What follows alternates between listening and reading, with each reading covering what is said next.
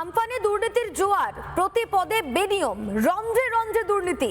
গরিবের ত্রাণের টাকাও নির্লজ্জের মতো চুরি করেছিল পূর্বতন সরকার। ক্যাগের অডিট রিপোর্ট সামনে আসতেই শোরগোল। বাড়ি তৈরির অনুদানে ধরা পড়েছে 13 ধরনের বড়সড় অনিয়ম। যেখানে আমফানের যৎসামান্য রেশ, সেই পুরুলিয়াতেও 100% বাড়িকে দেখানো হয় ক্ষতিগ্রস্ত, আর বঞ্চিত হয়েছেন যোগ্যরা।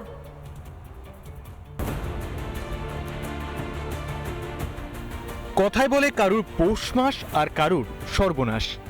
সাল 2020, সর্বগ্রাসী আমফানের গ্রাসে সবকিছু ছাড়খাড়। দুর্যোগ ডেকে এনেছিল সাধারণ মানুষের সর্বনাশ। ঠিক তখনই দুর্নীতির ছক সাজিয়ে তৎকালীন তৃণমূল সরকারের কাছে হয়ে উঠেছিল ঠিক যেন পৌষ মাস। সিএজির অডিট রিপোর্ট বলছে ত্রাণের টাকায় চলেছে চরম স্বেচ্ছাচারিতা। আমফানে বড় দুর্নীতি হয়, হাইকোর্টে জনস্বার্থের মামলা হয়। মামলার পরিপ্রেক্ষিতে বিশেষ ক্যাগ তদন্ত হয়েছিল। তদন্ত রিপোর্ট প্রকাশ্যে আনা হয়নি এবং সেই তদন্ত রিপোর্টে যাদেরকে অভিযুক্ত করে আইনানুগ ব্যবস্থা নেওয়ার সুপারিশ করা হয়েছিল সেটাও করা হয়নি। পুরুলিয়ার মতো তুলনামূলকভাবে কম ক্ষতিগ্রস্ত জেলাতেও 100% বাড়িকে সম্পূর্ণ ক্ষতিগ্রস্ত দেখিয়ে টাকা দেওয়া হয়েছে।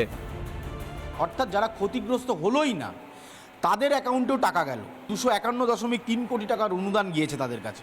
টাকা ডিস্ট্রিবিউশনের ক্ষেত্রে আমরা দেখছি যে ট্রেজারি অ্যাকাউন্ট ব্যবহার না করে সরকারি অ্যাকাউন্ট থেকে সেই টাকা দেওয়া হয়েছে। একই ছবি ব্যবহার করা হয়েছে। অর্থাৎ ধরো কারোর বাড়ি আমফানে ক্ষতিগ্রস্ত হয়েছে, সেই ছবিটা তোলা হয়েছে টাকা অনুদানের জন্য।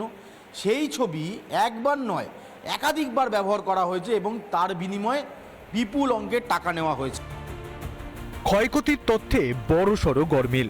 কম ক্ষতিগ্রস্ত পুরুলিয়াতেও 100% ক্ষতিগ্রস্ত দাবি করে তৎকালীন সরকার। প্রথম ও দ্বিতীয় দফায় অনুদানের হারে বৈষম্য। মাত্র 5 লক্ষ উপভোক্তা পেয়েছেন 1000 কোটি। বাকি 16.03 লক্ষ উপভোক্তা নিয়েছেন 906.07 কোটি। অর্থাৎ 25% উপভোক্তা মোট অনুদানের 50%-এরও বেশি পেয়েছেন, আর 75% উপভোক্তার জন্য তুলনামূলক কম অর্থ। ধনী ও অযোগ্যদের 250 কোটি টাকারও বেশি অনুদান দেওয়া হয়। একই পরিবার বা ব্যক্তির নামে একাধিকবার টাকা বিতরণ। ক্ষতি হয়নি অর্থাৎ নো ড্যামেজ তালিকাতেও 93.95 লক্ষ টাকা বিতরণ করা হয়েছে। লজ্জায় মাথা হেট হয়ে যাচ্ছে, কিন্তু খালি চোখে যা দেখা যাচ্ছে এটা ভয়ঙ্কর। আমি প্রয়োজন হচ্ছে গোটাটা লড়ার জন্য 5414, মমতা বন্দ্যোপাধ্যায়ের সরকার চেয়ে পাঠিয়েছিলেন 35,018 কোটি টাকা। এখন এই অতিরিক্ত টাকা কেম্যান আইল্যান্ডসে, ভানুয়াতুতুতে, মধ্যপ্রাচ্যে, ইউরোপে বাটপার ওই চার্টার্ড মাফিয়ার প্লেন কেনবার জন্য ব্যবহারের জন্য চেয়ে পাঠিয়েছিলেন কিনা আমরা জানি না। ক্যাগ রিপোর্ট প্রকাশ পেতেই পূর্বতন সরকারকে বিঁধেছে বর্তমান সরকারও।